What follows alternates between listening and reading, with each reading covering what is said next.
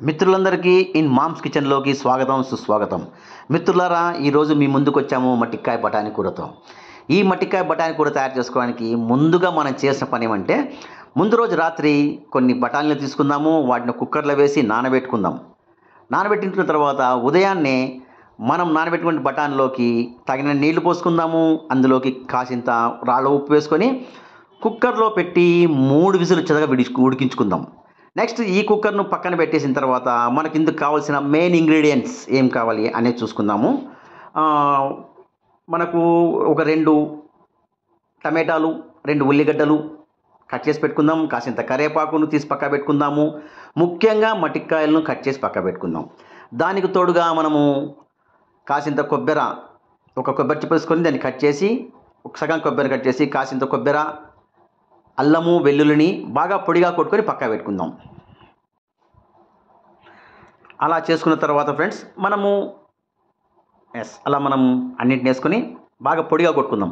తర్వాత ఒక ప్యాన్ తీసుకుందాం, అందులోకి నూనె పోసుకుందాము. తగినంత నూనె పోసుకున్న తర్వాత మనం ఇందులోకి తాళింపు గింజలు వేసుకుందాం ఫ్రెండ్స్.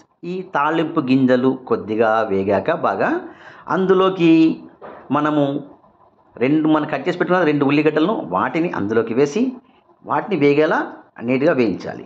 అది వేగిన తర్వాత కాసింత కరివేపాకు వేసుకుందాం ఫ్రెండ్స్. ఉల్లిగడ్డలు బాగా వేగాలండి. అది ఎంత వేగితే మనకు అంత రుచి వస్తుంది. తర్వాత చిన్నగా మనము మరి ఎక్కువ మంట పెట్టామనుకోండి, కింద మనకు మాడు పట్టిపోతుంది. అది లేకుండా మినిమం మంట పెట్టుకొని వేయించుకోవాలి. నెక్స్ట్ మనం చూసారు కదా, ఆ కరివేపాకు వేసుకున్నాము. తర్వాత మనం కట్ చేసి పెట్టాం కదా టమాటాలు, ఆ టమాటా ముక్కలను కూడా అందులో వేసి బాగా మగ్గించాలి. బాగా మగ్గిన తర్వాత మనము ఏవైతే మట్టికాయలను కట్ చేసి పెట్టుకున్నామో ఆ మట్టికాయ ముక్కలను ఇందులో వేసి బాగా ఉడికించాలి. అది ఉడికించిన తర్వాత బాగా ఉడికించాలి బ్రదర్ ఫ్రెండ్స్.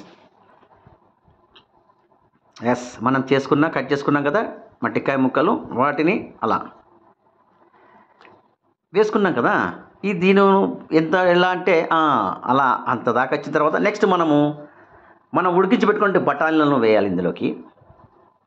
ఆ బఠానీలతో పాటుగా కాసింత పసుపు, సరిపడా ఉప్పు, ఒక 2 స్పూన్ల కారము,